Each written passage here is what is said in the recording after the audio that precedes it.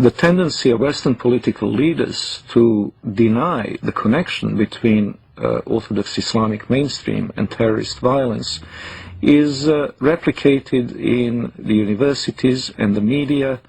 Wherever you look, both in Western Europe and in North America, the members of the elite class have this tendency to proclaim Islam, some mysterious, authentic Islam, to be peaceful and to be tolerant, and those Muslims prone to violence are proclaimed to be non-representative fringe. Well, I would really appreciate if people who make such claims could then explain the continuity of violence from the earliest day of Islam, from the earliest days of the Prophet and his immediate successors throughout the 13 centuries of recorded history. لماذا يفجر شاب مسلم في ريعان شبابه يمتلك الحياة بعرضها ووسعها كي يعيش من أجلها؟ كيف ولماذا يفجر نفسه في حافلة مليئة بالركاب، في حافلة مليئة بالأبرياء؟ طيب. الدين في بلادنا هو المصدر الوحيد للتربية، وهو المنهل الوحيد الذي شرب منه هذا الإرهابي حتى ارتوى. هو لم يولد إرهابيا ولم يصبح إرهابيا بين ليلة وضحاها. التعاليم الإسلامية هي التي ساهمت في حياكة نسيجه الفكري خيطا خيطا، ولم تسمح للمصادر الأخرى، أقصد المصادر العلمية، أن تلعب دورا في هذا التصنيع. هذه التعاليم هي التي شوهت هذا الإرهابي وقتلت إنسانيته، وليس هو الذي شوهها وأساء فهمها كما يدعي بعض الجاهلين. عندما تقرأ على طفل لم يتجاوز بعد سنوات عمره الأولى الآية التي تقول أن يقتلوا أو يصلبوا أو تقطع أيديهم وأرجلهم من خلاف، بغض النظر عن تفسير تلك الآية وبغض النظر عن أسباب نزولها والزمن الذي نزلت فيه، تكون قد خطوت الخطوة الأولى في طريق صناعة إرهابي. The real burning question in the world today is, does Islam and Islamic civilization actually sanction the violence that we're seeing being perpetrated in its name around the world? And to that we have to answer, if we're going to be honest about it, an unqualified yes. The Islamic sources, the Islamic texts, starting with the Quran, but not limited to the Quran, the Islamic texts including the Hadith, Islamic tradition, Islamic theology, Islamic law, the traditions of the interpretation of the Quran throughout history and Islamic history itself all bear witness to the fact that Islam has a developed doctrine, theology, and law that mandates violence against unbelievers. In Islamic thinking, the world is divided into the house of Islam, where Islamic polity has been established, where Allah rules supreme, and the house of war, which is the rest of the world.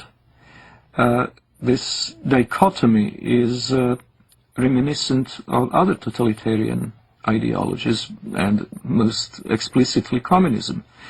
Both communism and Islam seek the end of history in this world. The end of history will come when either the whole of our planet becomes Dar al-Islam, or else when the proletarian revolution brings the avant-garde of the working class to power all over the world, which will be the end of state, the end of money, and the end of class oppression. But these people, they do not want to negotiate. Not at all. They want the universal caliphate established across the face of the earth. And they want every infidel converted or dead. See, what's changed is that our allegedly unsophisticated enemy.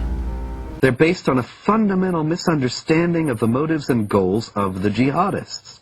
This is not a conflict that was created with the creation of the State of Israel, or a conflict that was created when American armies went into Iraq. The global jihad has gone on without interruption, without significant interruption, since the 7th century. And it only declined in force and activity at periods when the Islamic world was too weak to prosecute it. Is that Islam has the potential of replacing the dangers that we just kind of did away with, Nazism and communism. Like Nazism and like communism, Islamism, the end justifies the means. There is no respect for national borders, and the whole ideology is to promote their way of thinking and promote their way of life throughout the entire world.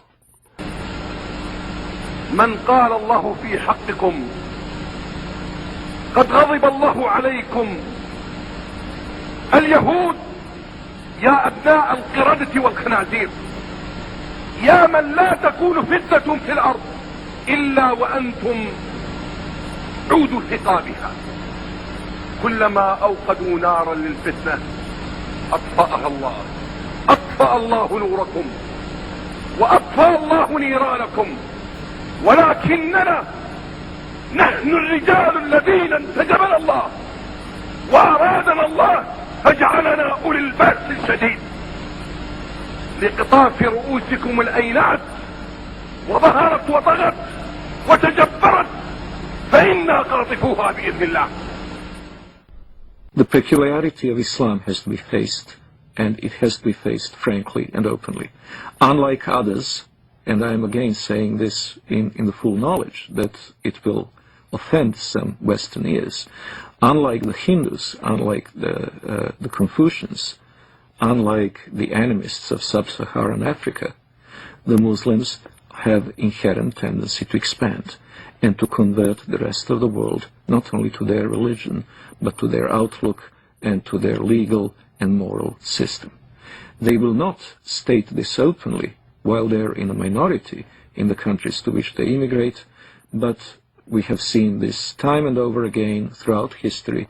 Once they reach the numbers necessary to impose their will, they will do so.